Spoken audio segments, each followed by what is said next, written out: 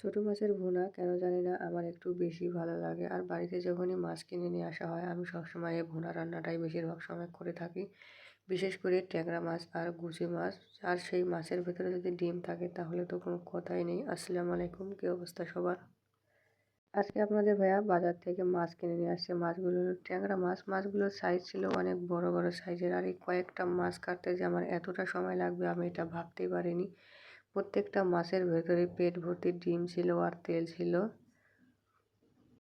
আর মাছের পেটের ভেতরে এত পরিমাণে ডিম ছিল যে আমি ঠিক মতন নাড়িভুড়ি করতে পারছিলাম না। যাই হোক, অনেক কষ্ট করে আমি মাছগুলো কেটে কুটে ধুয়ে নিয়েছি আর তারপরে চলে আসছি ভুনা করার জন্য। ভুনা করবো আর পেঁয়াজ দেবো না, সেটাও তো হতে পারে না। তো আমি এখানে এক বাটি মতন পেঁয়াজ কেটে নিয়েছি আর তারপর চলে আসছি কড়াইতে। সুন্দর মতন পেঁয়াজ দিয়ে আর কয়েকটা কাঁচামরিচ দিয়ে আমি এখানে ভেজে নিচ্ছি। কাঁচা ভাবটা দূর হয়ে গেলে আমি এর ভেতরে পানি দিয়ে দেবো আর তারপরে বাদবাকি মশলাগুলো দিয়ে দেবো। বেশি সময় আবার জাল করতে গেলে দেখা যাবে পেঁয়াজটা পুড়ে যাচ্ছে। তো পুড়ে গেলে আবার ভুনা খাইতে আমার একেবারেই ভালো লাগে না। আমি পেঁয়াজ যাতে কিছুটা আস্ত আস্ত থাকে ভুনার ভেতরে আমি এভাবে রান্না করে থাকি। বড় মাছের ভেতরে যদি ডিম হয়ে যায় তাহলে সেই মাছটা আমার একেবারেই ভালো লাগে না। কিন্তু ছোট মাছের ভেতরে আবার ডিম হলে কেন জানি না সেই মাছটা আমার খেতে ভালো লাগে। আর মাছের ডিম তো আমার মেয়েরও অনেক পছন্দের। যাই হোক, সুন্দর মতন হলুদ মরিচ দিয়ে আমি সুন্দর মতন পেঁয়াজটাকে কষিয়ে নিচ্ছি।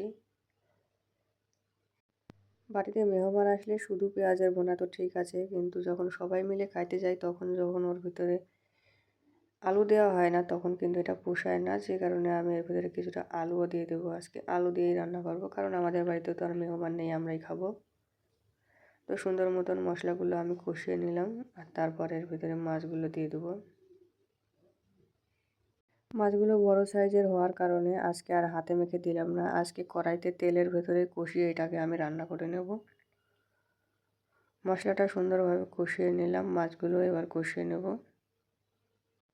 গুচি মাছটা যেমন সুন্দর মতন কষানো যায়, কষাতে গেলে এটা কিন্তু শক্ত হয়ে যায়। আর ট্যাংরা মাছ জিনিসটা আবার ভেঙে চুরে যায়, খুব একটা নাড়াচাড়া করা যায় না।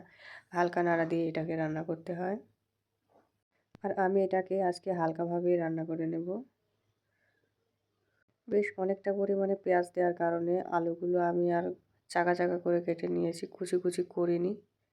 তো চাকা চাকা করে কেটে নিয়ে আমি আলুগুলো এর ভিতরে দিয়ে দিলাম, কারণ আমার মেয়ে বেছে বেছে মাছের চেয়ে ওই আলুগুলোই আগে খায়। নতুন আলু রান্না করতে ওইভাবে খুব একটা সময় লাগে না, বেশ অল্প সময়ের মধ্যেই এটা হয়ে যায়। যাই হোক, আমার রান্নাটাও কিন্তু হয়ে গেছে। এই যে দেখেন, মনে হচ্ছে একদম হোটেল থেকে কিনে নেওয়া আসা ভুনা।